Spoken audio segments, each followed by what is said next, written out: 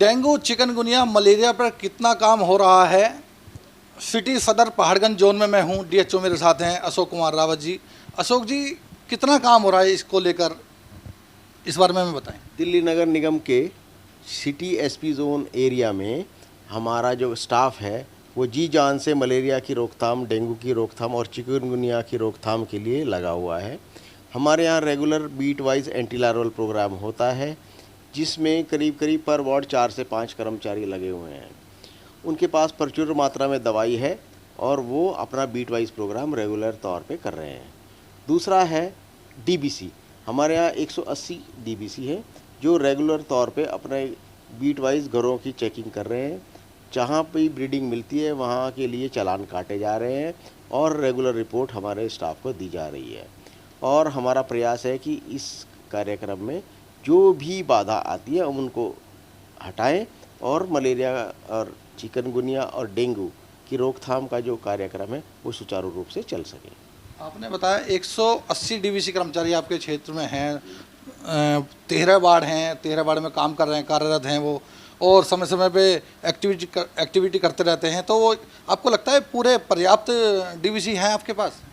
क्षेत्र के घनत्व को देखते हुए जो डीबीसीज हैं उनकी संख्या थोड़ी कम है, परंतु आज की डेट में जो हमारा जो स्टाफ है उनसे काम लेने के अलावा हमारे पास और कोई चारा नहीं है, क्योंकि नई भर्तियां हो नहीं रही हैं। मगर हमें उन्हीं स्टाफ को अच्छे तरीके से सुनियोजित तरीके से उनसे काम लेना है। नंबर ऑफ़ हाउसेस जो घर वो चेक करते हैं उसमें हमने प्रयास करके बढ़ोतरी की है, जिससे कि करीब 12 से 15 दिन में सारे घर कवर हो सके और उनकी रेगुलर चेकिंग की जा सके। आपके क्षेत्र में रेलवे स्टेशन भी आते हैं, सदर भी आता है, पुरानी दिल्ली रेलवे स्टेशन भी आता है, तो वहाँ रेलवे के लाइन के आसपास ब्रीडिंग भी मिलती होगी, कई बार आपको देखने को मिलती होगी, ऐसा कुछ देखा जाता है क्या? सदर पहाड़गंज और सिटी एसपी सदर पहाड़गंज क्षेत्र में 2 बड़े रेलवे स्टेशन हैं। एक तो नई दिल्ली रेलवे स्टेशन एंड पुराने दिल्ली, जिसको दिल्ली जंक्शन भी कहते हैं। इसके अलावा 2 छोटे रेलवे स्टेशन हैं, सराय रोहिल्ला और किशनगंज रेलवे स्टेशन। हमारा जो स्टाफ है इनकी विशेष रूप से निगरानी रखते हैं और जहाँ भी कहीं वाटर लॉगिंग होती है वो रेलवे के स्टाफ के साथ मिलके उसमें एंटी लार्वल काम करते हैं और जो जगह जहाँ पर की ब्रीडिंग होने का अंदेशा होता है उनकी रेगुलर चेकिंग और मॉनिटरिंग की जाती है।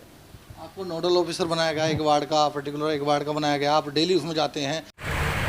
दिल्ली नगर निगम बनने के बाद वार्ड 81 का नोडल ऑफिसर मुझे बनाया गया है।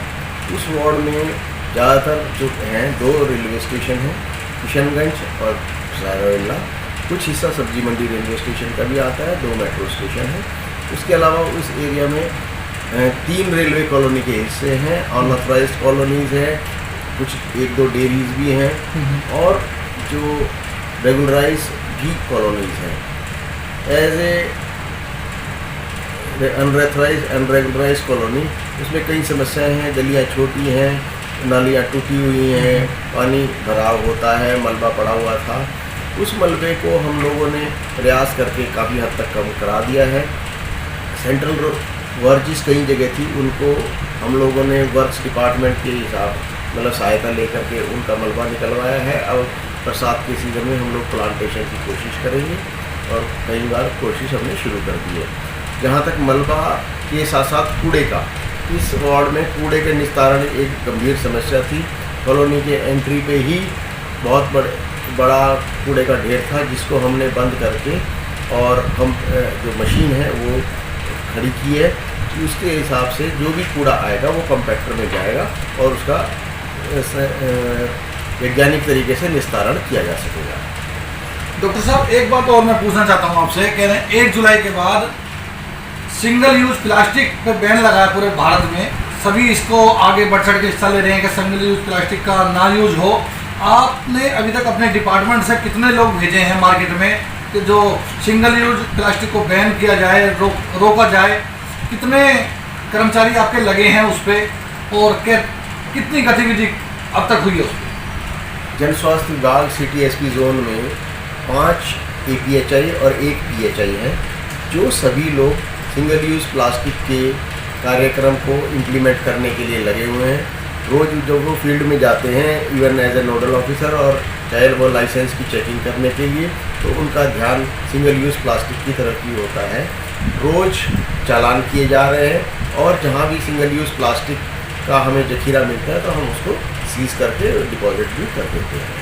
अगर कोई फिर भी नहीं मानता तो कितने का चालान है इसके ऊपर? हम एज़ पर रूल जो एमसीडी के चालान वो हैं मजिस्ट्रेट, उनके पास चालान बना करके भेजते हैं और हम लोग फर्स्ट स्टेज में उसको सीज कर रहे हैं जो भी प्लास्टिक अवेलेबल होती है। और जहाँ तक खाने पीने की दुकानें हैं, वो हमारा विशेष ध्यान उन पर है कि सिंगल यूज़ प्लास्टिक का इस्तेमाल खाने पीने की चीज़ों के लिए ना हो। हमने अपने जोनल ऑफिस और अपने विभाग में सिंगल यूज़ प्लास्टिक की जो भी बॉटल आती थी पीने पानी के लिए, उनका इस्तेमाल बिल्कुल बंद कर दिया। उसकी जगह हम पेपर ग्लासेस यूज़ कर रहे हैं। कैमरामैन अभिषेक के साथ धर्मेंद्र कुमार, लाइव न्यूज़ दिल्ली।